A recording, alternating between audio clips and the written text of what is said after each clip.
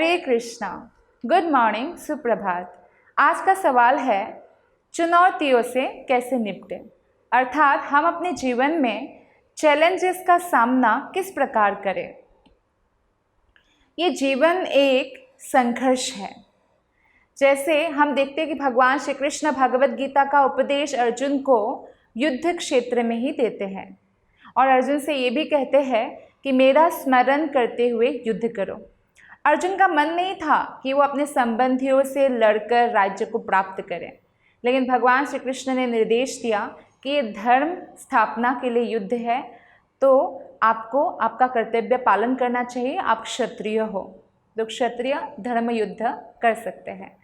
तो इस प्रकार अर्जुन कृष्ण के आदेश से उठकर खड़े हुए और युद्ध भगवान को स्मरण करते हुए करा, जिसके कारण अर्जुन के पास जितना सेना था उससे 3 गुना ज़्यादा सेना जो है दुर्योधन के पक्ष में थे, फिर भी वो युद्ध में विजयी हुए।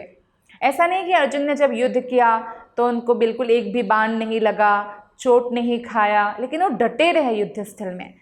एक तो है चुनौतियों का सामना हमें करना है अर्जुन की तरह, प्रयास करना है। जो अर्जुन ने द्रोणाचार्य से जो भी विद्या प्राप्त किया उस हिसाब से उन्होंने प्रयास किया और भगवान से प्रार्थना किया। तो प्रयास और प्रार्थना, प्रार्थना में कृष्ण का स्मरण। तो इस तरह से हमें चुनौतियों का सामना करना है, तब हम विजयी होंगे। और मान लीजिए हम चुनौतियों का सामना करते करते फेल भी हो गए तो भी हमें निराश नहीं होना है। हाँ, निराशा आएगी, हो सकता है कई बार हमें अपने जीवन में अकेलापन महसूस हो, नकारात्मक सोच आई, तो ये बहुत नॉर्मल सी बात है। प्रतिकूल परिस्थिति में ये सब अनुभव हमें होगा, क्योंकि मन है तो मन का काम है अनुभव करना, सोचना, ये सब मन का कार्य है। और इच्छा करना, फीलिंग, थिंकिंग, विलिंग, ये सब मन का कार्य है। तो इसलिए वो आए भले ही हमारे पास सोच, लेकिन हमें उन सोचों को, जो नेगेटिव सोच है या नकारात्मक भावनाएं हैं, उनको हमारे ऊपर हावी नहीं होने देना। जैसे युद्ध में ऐसा डर लग सकता है एक योद्धा को कि मेरा कभी भी मृत्यु हो सकता है, लेकिन फिर भी वो पूरे हिम्मत के साथ डटकर युद्ध करते हैं। तो ऐसे ही हमें अपने जीवन संघर्ष में जो भी चुनौतियां आती रहती है तो हमें डटकर मुकाबला करना है, सामना करना है, और साथ ही साथ जो भी भावनाएं आती है जो हमें दबाने की कोशिश करते हैं उसको हमें छोड़ देना है, उसको अपने ऊपर हावी नहीं होने देना है। तो ये बहुत इम्पॉर्टेंट पॉइंट है। और देखिए, अगर हम सोचें कि अच्छा ये प्रॉब्लम मेरे जीवन में आई, अब कोई प्रॉब्लम नहीं आएगा, ऐसा नहीं है।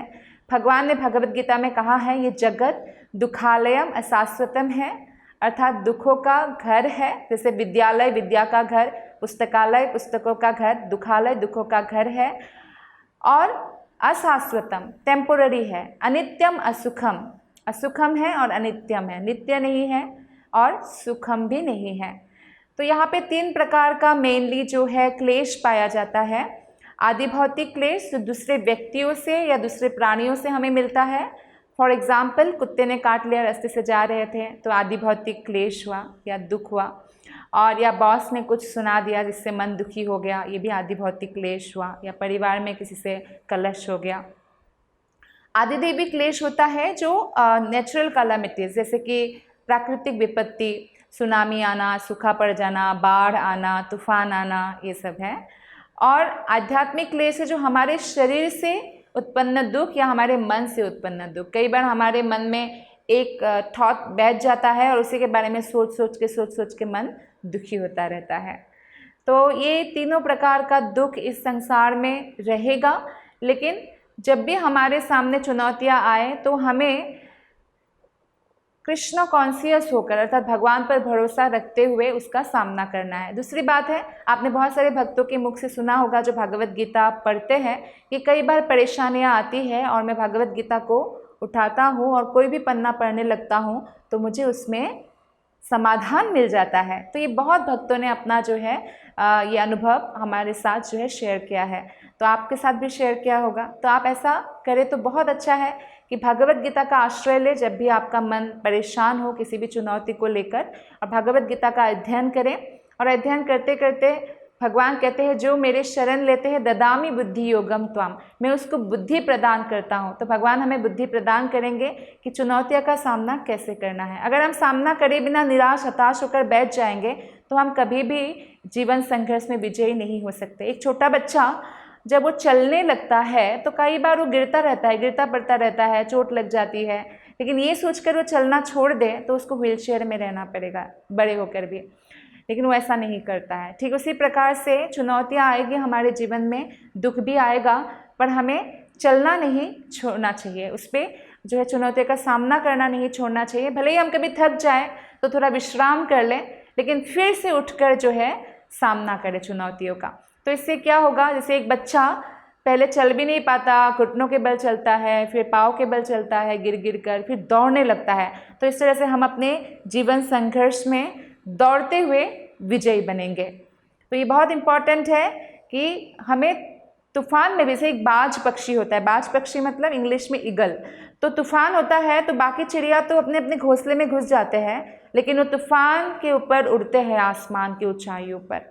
जैसे एक योद्धा होता है, जब वो युद्ध करते हैं तो बहुत सारे चोट खाते हैं, लेकिन योद्धा का वो जो चोट है, वो तलवार का हो या बाण का हो, उसको वो सुंदरता उसमें दिखाई देता है, सुंदरता निखर कर आती है। तो इसीलिए जब कोई चुनौतियों का सामना करते हुए जीवन संघर्ष में आगे बढ़ते हैं, वो व्यक्ति बहुत ही अनुभवी बनते हैं और वो और सुंदर बनकर निखरने लगते हैं। तो इस प्रकार हम पूरी तरह से जो है एक सुंदर और खुशहाल जीवन व्यतीत कर सकते हैं। धन्यवाद। हरे कृष्णा। ऐसे ही और भक्तिमय कार्यक्रमों के लिए देखिए हरे कृष्णा टेलीविजन, और इसे प्राप्त करने के लिए आप अपने केबल अथवा DTH ऑपरेटर से संपर्क करें तथा और अधिक जानकारी के लिए आज ही डायल करें 7666 839 839।